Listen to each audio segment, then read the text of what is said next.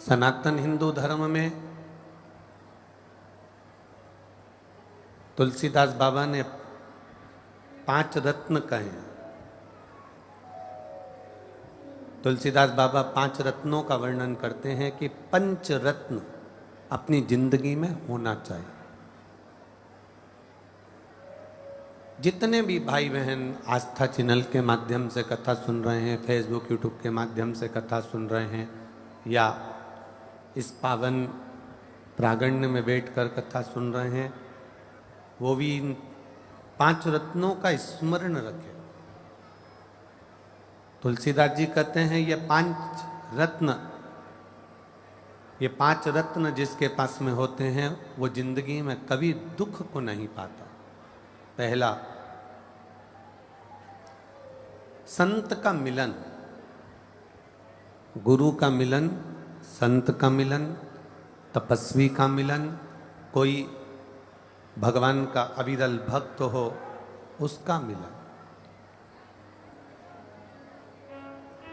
5 रत्न में से एक रत्न है भगवान के भक्त का मिलन, संत का मिलन, साधु का मिलन। और 5 रत्न में दूसरा रत्न है भगवान की कथा।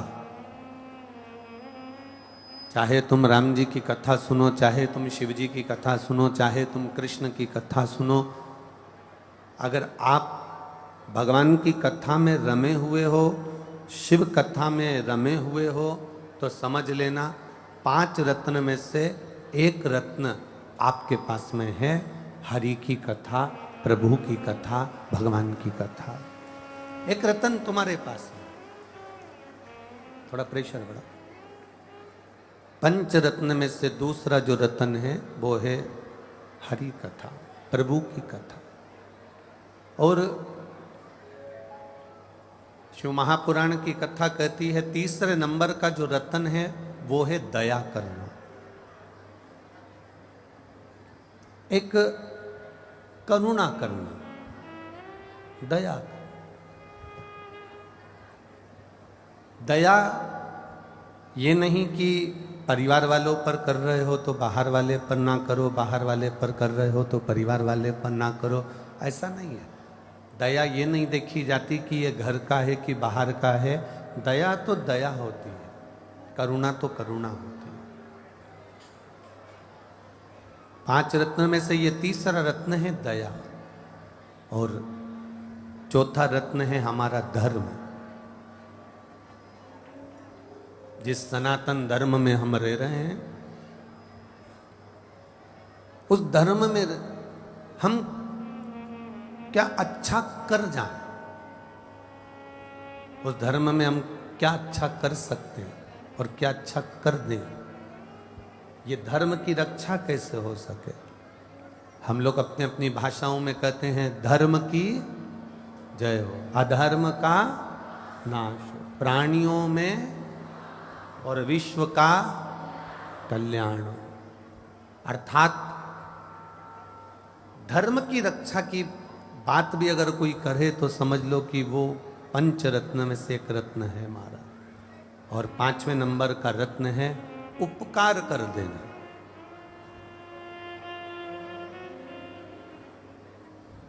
किसी पर कुछ उपकार कर दिया, एहसान कर दिया, कोई उनका कार्य कर दिया, किसी को आपने कुछ अच्छा कर दिया, उसके बाद में ये मत सोचना कि ये हमारे लिए कुछ करेगा।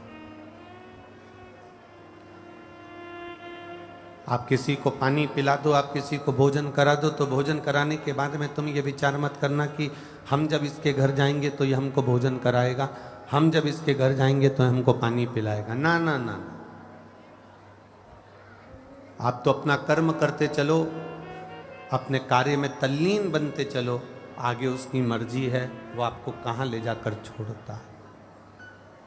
5 रत्न में तुलसीदास जी लिखते हैं 5वें नंबर का रत्न है उपकार कर देना। और उपकार कर कर, किसी का कार्य कर कर, उपकार कर कर छोड़ देना कि अब आगे उसकी मर्जी, आगे उसका मन, आगे उसकी मर्जी है। ये उपकार करने के बाद में छोड़ दिया। पर शिव महापुराण की कथा कहती है कि जो ये पंच रत्न है, इन पंच रत्न में सबसे प्रबल रत्न कौन सा है? तो कहा इन पंच रत्न में सबसे प्रबल रत्न है किसी संत सतगुरु का, किसी शिव भक्त का, किसी राम भक्त का, किसी कृष्ण भक्त का आपसे मिलन हो जाना।